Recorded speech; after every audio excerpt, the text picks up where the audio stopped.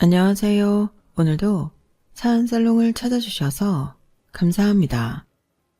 옛말에 10손가락 깨물어 안 아픈 손가락 없다고 하잖아요. 저는요, 그 말에 절대 동의 못해요. 제가 당하고 살아온 것만 봐도 말도 안 되는 소리라고 생각하니까요. 저는 이남 일녀 중 둘째로 태어났어요. 위로 4살 많은 오빠가 있고 아래로 3살 적은 남동생이 있는데 남자 형제들 사이에 껴서 정말 고생 많이 하고 살았거든요. 제가 그렇게 산 데는 저희 친정엄마 영향이 컸어요. 다 똑같이 당신 배 아파서 낳은 자식인데도 아들과 딸을 어찌나 차별하며 키우셨는지. 저는 결혼하기 전까지 집에서 닭다리를 먹어본 적이 한 번도 없을 정도였다니까요. 제가 번 월급으로 사간 삼계탕 재료인데도 정작 다리는 오빠와 남동생 차지였어요. 그깟 먹을 거 하나 가지고 뭘 그렇게 난리냐고 하실지 모르겠지만 그건 몰라서 하는 소리예요. 사람이 가장 서러운 때가 먹는 거 가지고 차별당할 때거든요. 남이 그러면 그나마 화는 나도 가슴에 상처는 안 입지만 다름 아닌 내 부모가 그럴 때는 정말이지 가슴에 지울 수 없는 상처가 생긴답니다. 그걸 모르는지 모른 척 하는 건지 여전히 저를 호구로만 아는 친정엄마가 하도 미워서 이렇게 사연까지 보내게 됐습니다. 그래도 그렇지 어떻게 공개적으로 자기 엄마 흉을 볼 수 있냐고 저를 탓하실지는 모르겠지만 이렇게라도 안 하면 속이 썩어 문드러질 것 같아서 욕먹을 각오하고 사연을 적습니다. 제가 어릴 때 저희 부모님은 대학교 근처에서 떡볶이집을 하셨어요. 말이 떡볶이집이지 제육덮밥부터 김치볶음밥, 찌개 종류까지 온갖 메뉴까지 하셨기 때문에 가게는 늘 손님들로 북적였어요. 그 바람에 부모님은 늘 눈코 뜰 새 없이 바쁘셨고 자연스레 집안일은 딸인 제가 도맡아 하게 되었어요. 아빠와 함께 밤늦게까지 가게 일을 하시는 엄마가 집안일까지 하시기는 힘들었으니까요. 어릴 땐 그저 엄마를 도와서 뭐라도 돕고 싶어서 했던 일이었는데 언제부턴가 당연한 일처럼 되어버리더군요. 그러다 머리가 조금씩 커가고 방과 후에 친구들과 몰려다니는 재미를 알고부터는 조금씩 불만이 쌓이기 시작했어요.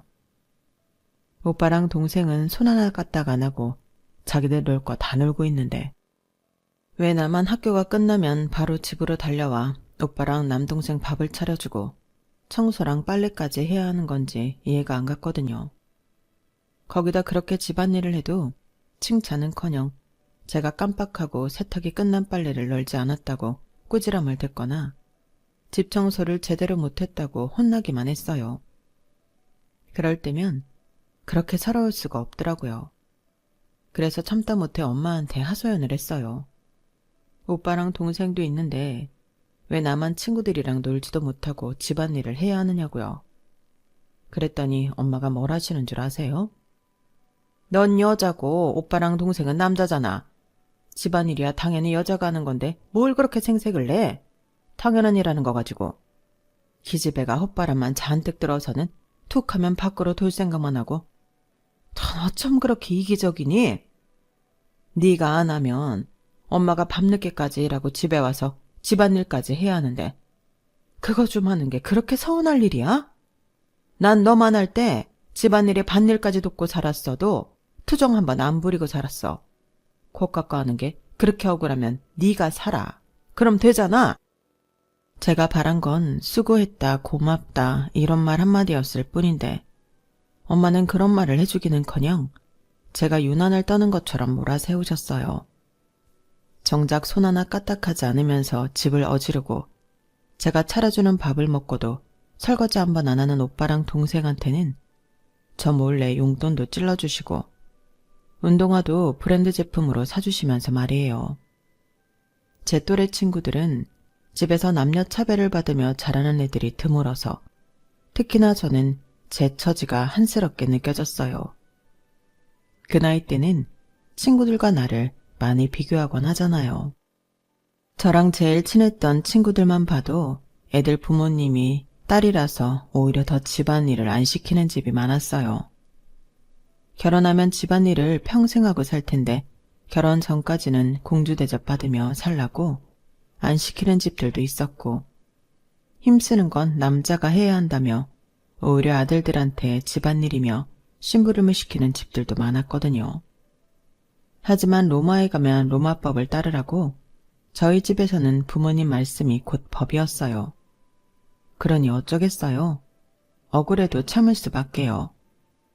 이런 불리한 상황에서 벗어나는 길은 독립을 하는 것뿐이었어요. 하지만 그마저도 여의치 않더라고요. 저희 집이 지방에 있었다면 서울에 있는 대학에 입학해 자연스레 집을 나을 수 있었겠지만 안타깝게도 저희 집은 서울이었으니까요. 동서남북 어느 곳에 있는 대학에 들어가든 집에서 버스나 지하철로 1시간 안짝이니 무슨 핑계로 집을 나가 살겠어요. 그렇다고 무턱대고 방을 얻어 집을 나오는 것도 불가능했어요. 일단 저한테는 그럴 만한 돈이 없었거든요. 그러니 방법은 딱 하나뿐이었죠. 부모님 그늘을 벗어나 결혼하는 것 말이에요. 다시는 돌아가고 싶지 않은 고3 수험 생활을 이겨낼 수 있었던 것도 따지고 보면 독립에 대한 의지 때문이었어요. 어린 마음에 대학에 들어가면 바로 남자친구를 사귀어서 졸업과 동시에 결혼할 생각을 하고 있었거든요. 참, 세상 물정 모르는 어린애 같은 생각이었죠. 아무튼 대학에 들어가는 건 성공했지만 제가 상상하던 것처럼 여유롭고 낭만이 살아있는 대학 생활은 아니었어요. 당시 부모님이 가게를 확장하시는 바람에 집안 상황이 좀 어려웠거든요. 빚까지 내서 확장을 했지만 오히려 손님은 줄어들었고 그 바람에 한동안 적자를 면치 못했으니까요. 매달 은행 이자 걱정을 하시는 부모님을 보면서 팔자 좋게 캠퍼스 낭만이니 CC니 그런 소리를 할 처지가 아니었죠. 어떻게든 제 학비는 제 손으로 벌어야 했고 거기다 교통비며 밥값 같은 용돈도 제가 직접 해결해야 했어요. 그래서 학기 중에는 과외도 하고 빵집 알바도 했고 방학 중에는 같은 과 동기 소개로 모 기업에서 간단한 자료조사 아르바이트도 했어요. 그러다 그곳에서 지금의 남편을 만나게 되었죠. 당시 남편은 막 대리로 승진한 참이었는데 성격도 좋고 일처리도 확실한 사람이라서 주변 평판이 좋았어요. 사회생활에 대해 잘 모르는 제 눈으로 봐도 확실히 일을 잘한다는 걸 알 수 있겠더라고요. 거기다 필요한 말과 필요하지 않은 말을 잘 구분하는 사람이라서 회사 내에 적이 없었어요. 특히 부장님도 무척 아끼는 게 보이더라고요. 주변에서 하도 인기가 좋아서 그랬을까요? 이상하게 저도 남편한테 눈길이 가더라고요. 사실 생김새만 봤을 때는 그냥 평범한 아저씨인데 말이죠. 그렇게 곁에서 곁눈질로 남편을 살피기만 했었는데 그러다 드디어 제대로 말을 해보게 된 거예요. 원래 아르바이트생들은 회식 자리에 끼워주지 않는데 그날은 운 좋게도 저만 회식 자리에 가게 된 거예요. 아르바이트생들이 다들 퇴근하고 저 혼자 사무실에 남아 정직원들 업무를 돕고 있었는데 부장님이 오셔서는 회식을 하자고 하시더라고요. 눈치껏 빠지라고 했더니 남편이 나서서 그러더라고요. 혜원씨, 같이 가요. 며칠 동안 같이 고생했잖아요. 부장님, 그래도 되죠? 이렇게까지 말하는데 누가 안 된다고 그러겠어요. 부장님은 당연히 그러라고 하셨죠. 그렇게 난생 처음 직장인들의 회식 자리에 가게 되었어요. 사무실에서 볼 땐 눈에 보이지 않는 벽이 느껴졌었거든요. 이들은 정직원이고 나는 그저 2달짜리 아르바이트생이라는 걸 매 순간 느낄 정도로요. 그런데 고깃집에 둘러앉아 같이 술잔도 부딪히고 이런저런 사적인 얘기도 나누다 보니까 순간 나도 이들과 동료라는 생각이 드는 거예요. 물론 그날 잠깐이긴 했지만요. 제가 그런 감정을 느끼게 된 건 아무래도 남편 덕분이 아니었나 싶어요. 남편은 그날 제 앞자리에 앉아 있었는데 제가 지금까지 저희 집 남자들한테서 받아보지 못한 배려와 보살핌을 받을 수 있었거든요. 불판 앞에 앉자마자 집에서 늘 그랬듯이 저는 고기를 구우려고 집게를 손에 쥐었어요. 그랬더니 남편이 얼른 집게를 뺏어들면서 이러는 거 있죠. 이런 건 남자가 하는 거예요. 혜원 씨는 그냥 맛있게 먹기만 해요. 이래봬도 내가 고기 좀 구울 줄 알거든요. 저희 어머님이 갈빗집을 하셔서 대학생 때도 어머니 가게에서 아르바이트를 했어요. 고기 잘 굽는다고 손님들한테 팁도 엄청 받았다니까요. 혹시라도 제가 무안할까봐 남편은 평소보다 말도 많이 하고 고기를 굽는 족족 제 접시에 올려주었어요. 뿐만 아니라 과장님이랑 부장님이 연이어 주시는 술도 저 대신 흑기사를 해주었어요. 지금껏 받아본 적 없는 대접이라서 얼떨떨하기도 하고 가슴 설레기도 했어요. 안 그래도 내심 관심이 있던 남자였는데 저한테 잘해주기까지 하니까 완전 훅 하고 넘어가 버린 거죠.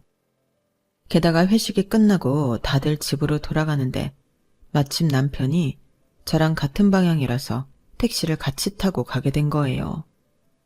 좁은 차 안에서 술 냄새도 살살 풍기고 고작 한 잔이긴 했지만 알코올이 들어가 그런가 기분도 알딸딸하고 아무튼 묘하게 붕 떠있는 기분이 들었어요. 넥타이를 살짝 느슨하게 푼 남편을 보니 더 기분이 싱숭생숭해지더라고요. 학교에서 보던 남학생들과는 확실히 다르게 어른스럽기도 하고 왠지 기대고 싶은 마음이 들 정도로 믿음직스럽더라고요. 집까지 가는 내내 남편이 무슨 얘기를 했는지 솔직히 기억이 하나도 안 나요. 그저 남편이랑 나란히 앉아있는 그 순간이 좋았으니까요. 그리고 다음날 회사에 출근을 했는데 저를 바라보는 여직원들 눈빛이 좀 매섭더라고요. 저만 그렇게 느낀 게 아니라 저랑 같이 사무 보조 일을 하고 있던 아르바이트생들 눈에도 그게 보였던가 봐요. 저랑 친한 알바생 하나가 저를 탕비실로 부르더니 그러더라고요. 혜원아, 너 어제 뭐 실수한 거 있어? 아침부터 여직원들이 네 얘기를 하는 것 같더라고. 윤 대리님한테 꼬리를 친다나 뭐라나. 암튼 분위기가 안 좋으니까 오늘은 눈에 띄는 짓 하지 마. 어차피 이번 달이면 알바도 끝나고 안 볼 사람들이지만 그래도 여기 있을 때까지는 잘 지내는 게 낫잖아. 조언이 고맙기는 했지만 솔직히 저는 이해가 안 갔어요. 아니, 내가 언제 남편한테 꼬리를 쳤다고 그래요? 구워주는 고기 좀 받아먹고 흑기사 도움 좀 받은 게 그렇게 큰 잘못인가요? 그래도 어쨌든 정사원들을 상대로 싸워봤자 저만 손해라서 가급적 눈에 안 띄려고 노력했어요. 그런데 이상하게 그날따라 남편이 저한테 와서는 이런저런 심부름을 시키지 뭐예요. 남편이 제자리로 올 때마다 여직원들이 힐끗거리며 우리 둘을 살피는 게 보이는데도 남편은 몰라서 그러는지 알면서도 모른 척하는 건지 신경도 안 쓰는 거예요. 중간에서 저만 죽을 맛이었죠. 그런데 점심시간을 앞두고 남편이 사람들 보는 데서 제게 그러는 거 있죠. 혜원씨, 내가 오늘 많이 힘들게 했죠. 대신 점심은 내가 살 테니까 이따 점심 같이 먹어요. 그 말에 하마터면 빽 소리를 지를 뻔했어요. 이 남자가 눈치는 엿바꿔 먹었나? 여직원들이 아까부터 눈에 레이저가 뿜어 나올 정도로 우릴 보고 있는데 무슨 점심을 같이 먹어. 답답한 마음에 속이 안 좋아서 점심을 굶을 생각이라고 둘러댔어요. 그랬더니 이 남자가 글쎄 점심시간에 저 먹으라고 숙취해소제랑 죽을 사왔지 뭐예요. 멀쩡한 속에 숙취해소제와 죽을 먹게 된 저는 안 되겠다 싶어서 솔직하게 말했어요. 실은 아침부터 사무실 사람들이 저를 보는 눈이 이상해요. 아무래도 제가 윤 대리님한테 꼬리친다고 생각하는 것 같아요. 그래서 그런데 가급적이면 저한테 말을 안 걸어주시면 안 될까요? 이 정도로 대놓고 말했으면 알아듣겠거니 생각하고 자리에서 일어나려는데 남편이 저를 막아서는 거예요. 알아요, 사람들이 뭐라고 하는지. 그런데 지금 꼬리치는 건 혜원 씨가 아니라 나예요. 내가 혜원 씨한테 들이대고 있는 거라고요.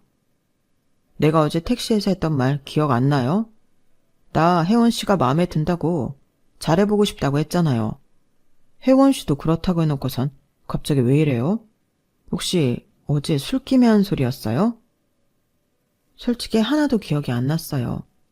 남편이 했던 말도 그렇고 제가 했다는 말로요. 그래서 놀란 표정으로 입만 떡 벌리고 있었더니 남편이 되려 황당하다는 듯 한숨을 쉬더라고요. 그런데 정말 저는 아무것도 기억이 안 났거든요. 이 상황이 답답한 건 남편이 아니라 오히려 저라고요. 아니 그렇잖아요. 다른 것도 아니고 그 중요한 고백을 받았다는데 내가 기억을 하면 이러고 있었겠어요?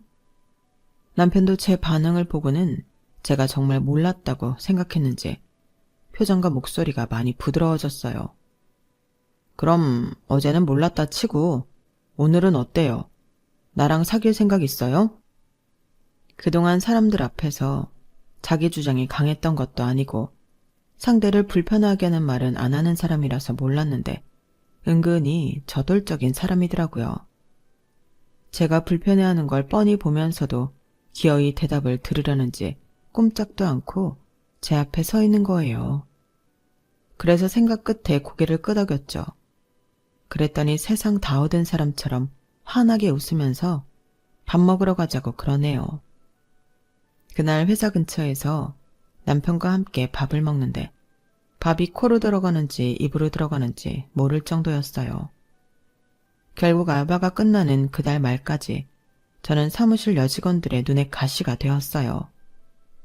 그리고 나중에야 안 사실인데 그때 택시 안에서 남편은 제게 고백 같은 건 하지 않았더라고요. 남편이 지어낸 얘기였던 거죠. 그래도 마음에 품고 있던 남자한테 고백도 받고 사귀게 됐으니 결말은 해피엔딩인 셈이었지만요. 2달간의 아르바이트를 끝내고 더 이상 회사에는 나가지 않았지만 남편과 연애를 하면서 종종 회사 사람들 근황을 전해 듣곤 했어요. 남편이 저랑 사귄다는 사실이 알려진 이후로는 여직원들이 남편한테 관심을 끊었다는 것과 제 남편과 조카 딸을 연결해 주려고 노력하시던 부장님이 우리의 교제 사실을 들으시곤 꽤 심기 불편해하셨다는 것까지 말이죠. 한 번은 제 남편한테 그러시더래요. 아니, 윤대리, 온천은 내가 알아서 구해준다니까. 뭐가 급해서 그 어린 여자애랑 연애를 해? 자네가 지금 연애할 땐가? 결혼 상대를 만나도 시원찮을 판에. 자네 그렇게 안 봤는데 성격이 꽤나 급한 사람이구만. 아니면 어린 여자를 무척이나 밝히는 사람이거나. 하여간에 이번 일로 윤대리한테 실망했네. 조카 사이를 드리려고 오랜 시간 제 남편한테 공을 들이셨으니 실망이 이만저만이 아니셨을 거예요. 그런데도 남편은 오히려 싱글벙글이더라고요. 사실 그 조카라는 사람을 내가 좀 알거든. 내 중학교 동창이랑 같은 회사를 다니고 있어서 건너 얘기를 좀 들었어. 대충 들어봐도 나랑은 안 맞는 사람이더라. 부장님 때문에 억지로 소개받으면 거절하기도 좀 그렇고. 그러던 차에 자기를 만났으니 내 입장에서 마음이 급했지. 그래서 거짓말까지 했던 거고. 그래도 뭐 자기도 내가 싫진 않았잖아. 안 그래? 택시에서 나한테 고백을 했었다느니 어쩌느니 했던 거짓말이 이런 이유에서 나온 거였더라고요. 그 바람에 사귀게 됐으니 잘 됐다고 해야겠지만요. 대학에 입학해서 3년이 되도록 소개팅 한 번 안 했던 제가 뜬금없이 직장인 남자친구가 생겼다고 하자 같은 과 동기들은 꽤나 놀라는 듯 했어요. 얌전한 고양이 부뚜막에 먼저 오른다고 동기들이 저더러 얌전 떠는 고양이라고 부르곤 했거든요.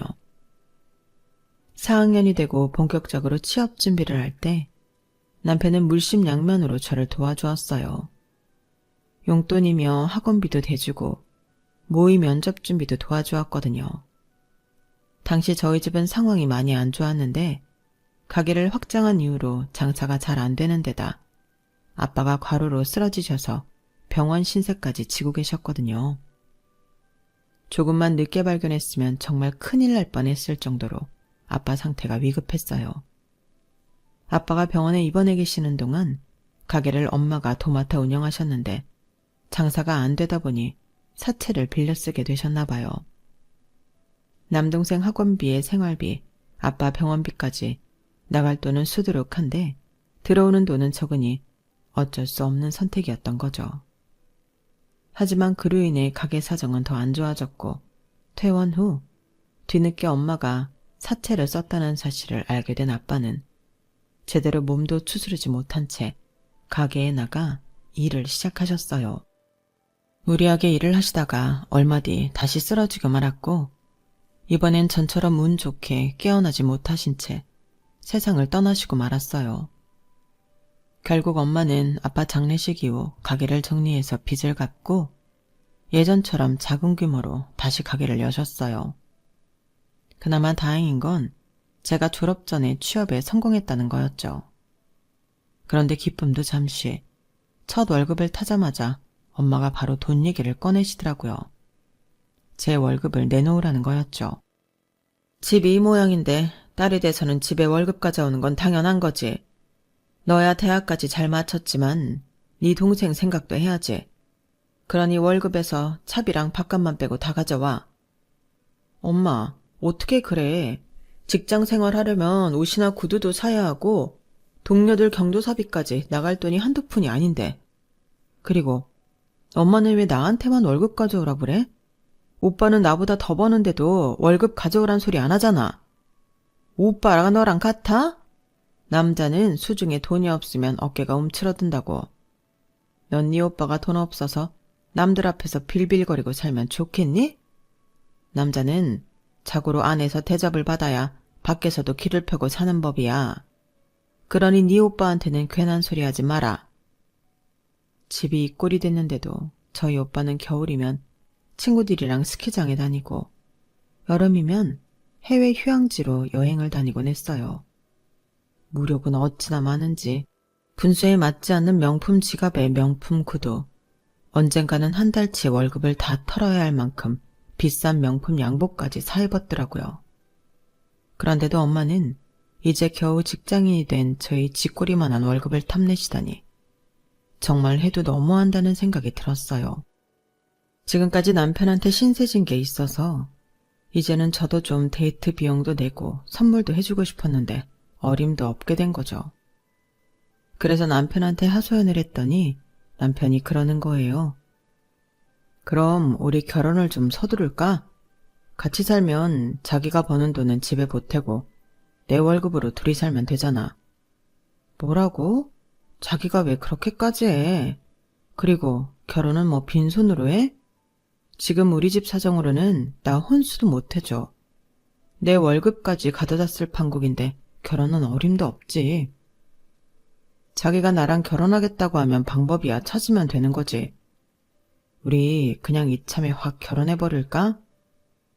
그 말에 흔들리지 않았다면 거짓말일 거예요. 어릴 때부터 집을 나가는 게 일생일대 제 꿈이었으니까요. 하지만 결혼은 맨손으로 하나요? 아직 모아둔 돈도 없고 앞으로도 돈을 모을 수 있을지 없을지 모르는 판에 무슨 결혼을 해요. 그래서 그때는 그냥 지나가는 말로 넘기고 말았는데 남편은 꽤 진심이었던가 봐요. 아무래도 나이가 있어서 그랬는지 모르겠지만요. 결혼 얘기가 처음 나오고 얼마 뒤 남편이 퇴근길에 저희 회사까지 왔더라고요. 뜬금없이 갈비를 사준다고 저를 끌고 갔는데 도착하기 몇 분 전에야 이실직고를 하더군요. 어머님이 저를 보고 싶어 하셔서 어머님이 운영하시는 갈비집에 가는 길이라고요. 그 말을 듣는데 순간 화부터 나더라고요. 당시만 해도 결혼을 하게 될지 말지 모르는 상황이긴 했지만 그래도 남자친구 어머님을 뵙는 자리인데 옷차림도 그렇고 선물도 준비 못한 채 간다는 게 좀 그렇잖아요. 우리 엄마는 그런 거 안 따져. 그리고 따로 만나는 것도 아니고 밥 먹으러 가게에 들리는 건데 뭘 준비하냐? 정 그렇게 걱정되면 가는 길에 빵집에 들러서 파운드 케이크라도 하나 사가자고. 저와 달리 매사 좋은 게 좋은 거라는 식인 남편 때문에 평소 당황하게 되는 일이 많긴 했지만 이번처럼 당황스러운 적도 없었어요. 결국 근처 빵집에 들려 파운드 케이크와 가게 직원분들이 드실 빵을 샀어요. 남편 말로는 그냥 평범한 갈비집이라고 해서 그런가 보다 했는데 막상 가보니 야외에 별관도 있고 전체 규모도 크고 손님도 엄청 많더라고요. 남편 말로는 평일이라서 그나마 적은 편이라고 하더군요. 주말에는 본관, 별관 할 거 없이 손님들로 꽉 찬다고 말이죠. 여기에 비하면 저희 가게는 소꿉장난을 하는 거에 불과했어요. 연락도 없이 찾아갔는데도 어머님은 놀라시기보다는 무척 반가워하셨어요. 퇴근하고 바로 왔다고 하니까 손수 밥상부터 차려주시더라고요. 제가 밥을 먹는 동안 어머님은 제게서 눈을 떼지 못하셨어요.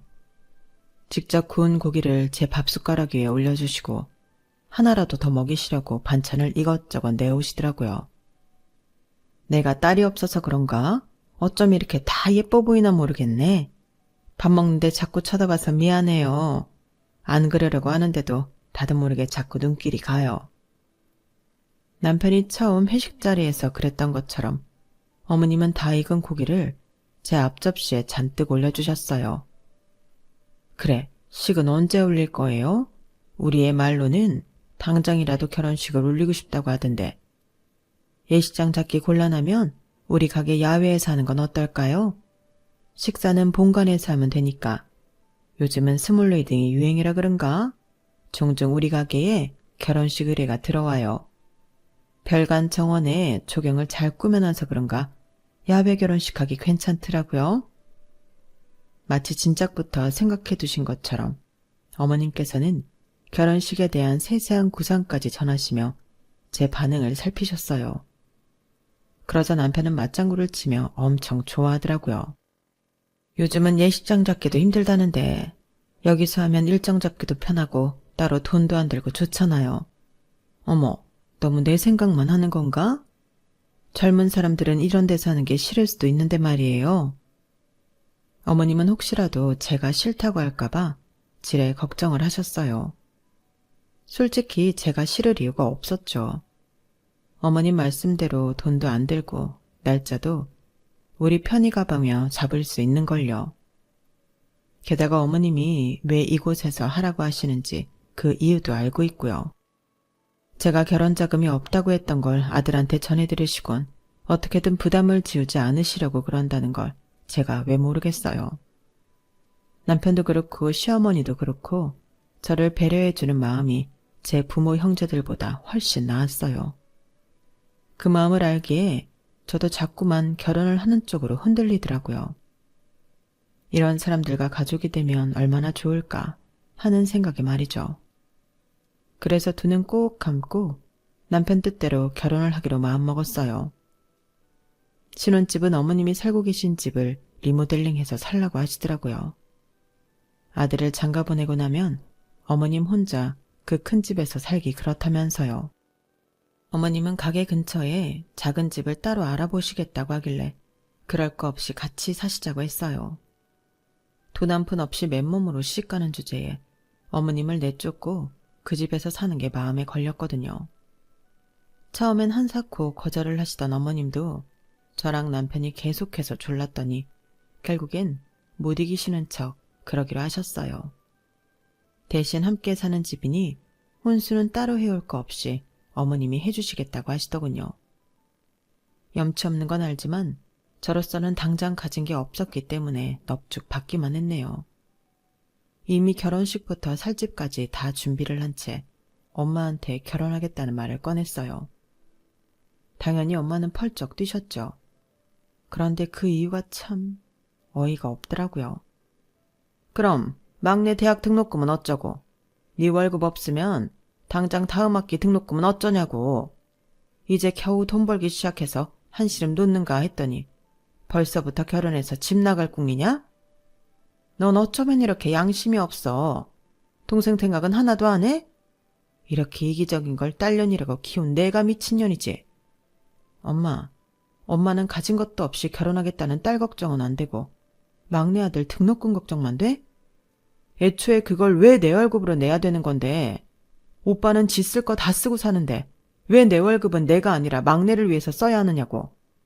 나 지금까지 살아오면서 엄마한테 서운했던 거 한두 번이 아니야. 초등학교 다닐 때부터 나 집안일 하느라 친구들이랑 놀러도 못 다녔어. 그때도 오빠랑 막내는 자기들 할 거 다 하고 살았다고. 왜 매번 나만 희생하고 살아야 하는 건데? 왜 엄마한테 나는 깨물어도 안 아픈 손가락인 거냐고. 왜 벌써 결혼할 생각을 하냐고 그랬지? 이래서 엄마가 나를 자식이 아니라 써먹을 도구로만 생각하니까 그러는 거라고. 엄마가 반대해도 나 결혼할 거야. 우리 식구들이랑 다르게 날 가족으로 받아주고 위해주는 사람들이랑 같이 살 거라고. 그러니까 내 결혼 방해할 생각 하지 마. 그렇게 엄마의 반대에도 불구하고 저는 결혼을 감행했어요. 결혼 후에도 동생 등록금을 책임지겠다는 약속을 하고서야 엄마는 결혼식장에 참석해 주었어요. 결혼하고 이듬해 출산을 하면서 육아휴직에 들어가게 되었는데 다행히도 그때 마침 남동생이 군입대를 하게 돼서 얼마나 다행이었나 몰라요. 저희 엄마 성격에 휴직 중이라고 해서 친정에 돈 못 보내는 걸 봐줄 리 만무하니까요. 솔직히 남편과 시어머니는 제가 회사를 그만두고 육아에만 힘쓰길 바라셨어요. 어머님 가게에서 벌어들이는 돈만 해도 우리 식구가 돈 걱정 없이 살 정도는 되니까요. 하지만 제가 그럴 수 없었던 건 친정에 보내는 돈 때문이었어요. 남동생이 대학만 졸업하면 그때는 정말 회사를 그만두겠다고 생각하며 버텨가 나갔던 거죠. 직장 생활을 하며 자식을 키우는 여성분들은 어린 자식을 떼놓고 출근하는 순간이 얼마나 지옥 같은지 잘 아실 거예요. 엄마랑 떨어지기 싫어서 저만 보면 고사리 같은 손으로 옷자락을 꼭 쥐는 걸 볼 때마다 가슴이 무너지곤 했거든요. 그렇게 어린 자식 가슴에 상처를 주면서까지 직장 생활을 했던 저였는데 그 말로는 배신뿐이었어요. 세월이 흘러 남동생도 대학을 졸업하고 결혼해서 자식을 키우는 나이가 되었어요. 오빠는 제가 결혼하고 2년 뒤에 결혼해서 자식 없이 살고 있고요. 그런데 재작년 가을이던가요? 작은 올케가 웬일로 제게 전화를 했더라고요. 언니, 어머님 정말 이상한 거 아세요? 아니 아주버님은 집도 있고 처가에 돈도 많아서 살만한데도 굳이 어머님 집을 아주버님한테 주는 이유가 뭐래요? 솔직히 우리는 집도 전세고 애도 있잖아요. 그런데 꼴랑 돈도 안 되는 가게 물려주시는 걸로 퉁시시려 들더라고요. 같은 아들인데 장남이랑 처남을 이렇게 차별해도 되는 거예요? 그 말을 듣는데 헛웃음이 났어요. 그러니까 엄마가 사시는 집을 오빠한테 주고 가게는 막내한테 줬다는 얘기잖아요. 작은 올케는 그마저도 성에 안 찬다고 저한테 고자질하러 전화한 거고요. 지금까지 친정에 돈을 지지고 살아온 저는 정작 10원짜리 동전 하나 못 받았는데 말이죠. 그래서 한마디 했더니 올케가 정색을 하며 그러네요. 어머머? 언니 지금 우리 그이 대학 등록금 좀 내줬다고 생색내시는 거예요?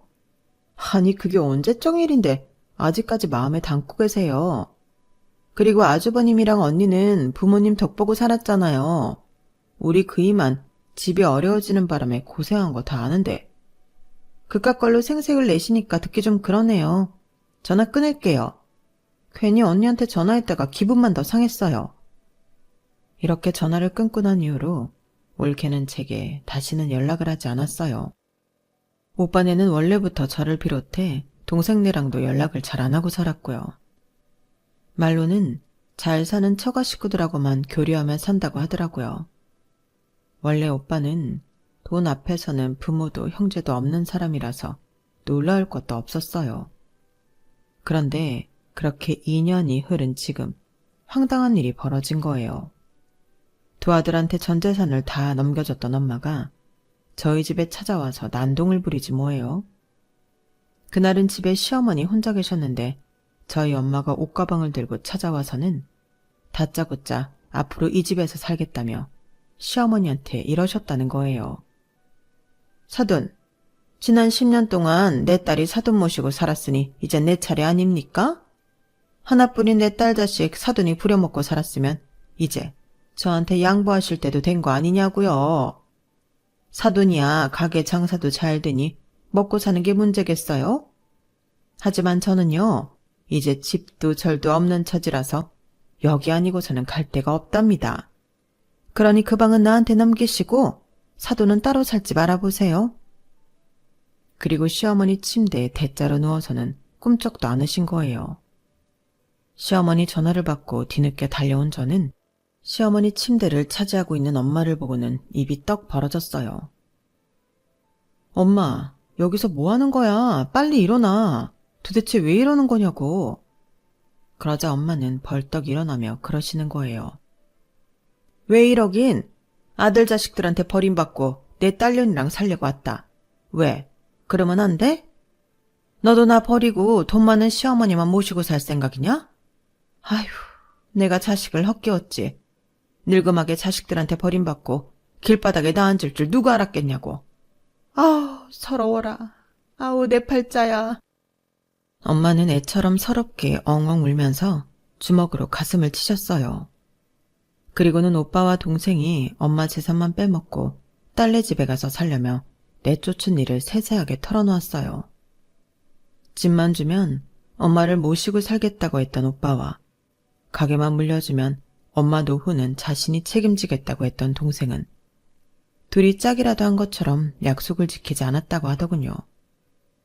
그런 아들들한테 야속하긴 했지만 어떻게든 혼자 힘으로 살아보려고 식당 설거지를 하며 사려보러 발버둥 쳤지만 류마티스가 심해져서 더는 일을 못하게 됐다고 하셨어요. 그럼 왜 진작 나를 찾아오지 않았냐고 했더니 오빠랑 동생한테 전 재산 물려준 거 들킬까봐 그랬다네요. 저는 진작부터 알고 있었는데 말이죠. 네가 알면 네 오빠랑 막내한테 찾아가 네 목 떼어달라고 그럴 거 아니야. 법적으로 소송을 걸겠다고 할 수도 있고. 그러니 어떻게 너한테 연락을 하겠니? 다른 건 몰라도 내 새끼들끼리 법정 싸움하는 건 못 본다. 그런 엄마를 가만히 내려다보시던 시어머니는 서랍에서 명함 한 장을 꺼내셨어요. 그리고는 친정 엄마한테 건네시더군요. 제가 잘 아는 변호사입니다. 저희 가게 상호 되시면 알아서 일 처리해 줄 테니 그만 일어나세요. 그러게 두 아들한테 하듯 하나뿐인 딸도 좀 아껴주시지 그랬습니까? 두 아들들이 사부인 재산만 빼먹고 나 몰라라 할 걸 정말 모르셨어요? 제가 보기엔 처음부터 알고 계셨을 것 같은데요. 하나를 보면 열을 한다고 자식 키우면서 이놈이 어떤 성정을 지닌 놈인지 다 아셨을 거 아닙니까? 혜원이가 재산 떼어달라 그럴까봐 그동안 연락 안 하셨다고요. 어쩜 그렇게 자신 딸을 모르십니까? 얘가 어디 그러렵니까? 안사돈 하는 걸 보면 솔직히 도와주고 싶은 마음이 손톱만큼도 없지만 내 며느리 가슴 아플까봐 변호사 대드리는 겁니다. 가서 아들들한테 뺏긴 집이랑 가게 되찾으시고 다시는 내 며느리 가슴에 못질하지 마세요. 사부인 재산 안 주셔도 됩니다. 내 며느리한테는 내가 내 재산 떼어줄 테니까요. 대신 이 집에서 나가기 전에 며느리한테 사과는 하세요. 딸 자식 가슴에 수없이 못 박은 거, 두 아들이랑 차별해서 눈물 흘리게 만든 거 하나도 빠짐없이 사과하시라고요. 늘 온화한 모습만 보이시던 시어머니는 그날만큼은 사나운 호랑이처럼 저희 엄마를 다그치셨어요. 그 기세에 눌려서 그랬는지 아니면 뭔가 깨달은 게 있어서 그랬는지 엄마는 눈물을 글썽이며 제게 사과를 하셨어요. 그 모습이 안쓰럽기는 했지만 그렇다고 지금까지 살면서 엄마한테 받은 차별의 상처가 아물지는 않더라고요. 상처가 너무 깊어서 그런지도 모르겠네요. 그날 엄마는 그 길로 나가서 어머님이 알려준 변호사를 찾아가셨어요. 그리고 얼마 뒤 엄마와 두 아들 간의 법정 싸움이 시작되었어요. 평생 두 아들을 애지중지하던 엄마가 그 아들들을 상대로 법정 싸움을 하다니 상상도 안 되는 일이었지만 그래서 더 기분이 묘하더라고요. 왜 이렇게까지 됐을까 하는 안타까움도 있지만 한편으로는 쌤통이다 싶었어요. 아직 판결은 나지 않았지만 남편 말로는 어머님이 재산을 되찾으실 수 있을 거라고 하는데 그렇게 된다고 해도 저는 신경 안 쓰고 살려고요. 엄마 재산에 관심도 없을 뿐더러 저를 자식으로 생각지도 않는 사람한테 신경을 쓰고 싶지 않거든요. 차라리 친정 엄마보다도 저를 더 아껴주시는 시어머니 생각을 해드리는 게 나으니까요. 엄마가 아들들과 저를 차별했던 것처럼 이제는 저도 엄마를 시어머니와 차별할 생각이에요. 당해봐야 자신이 얼마나 잘못했는지 잘 알게 될 테니까요. 지금까지 제 사연을 들어주셔서 감사합니다. 소중한 가족들과 항상 행복하세요. 여러분, 사연 댓글에 응원과 현명한 조언 부탁드려요. 좋아요와 구독은 저에게 큰 힘이 됩니다. 오늘도 좋은 일 가득하세요.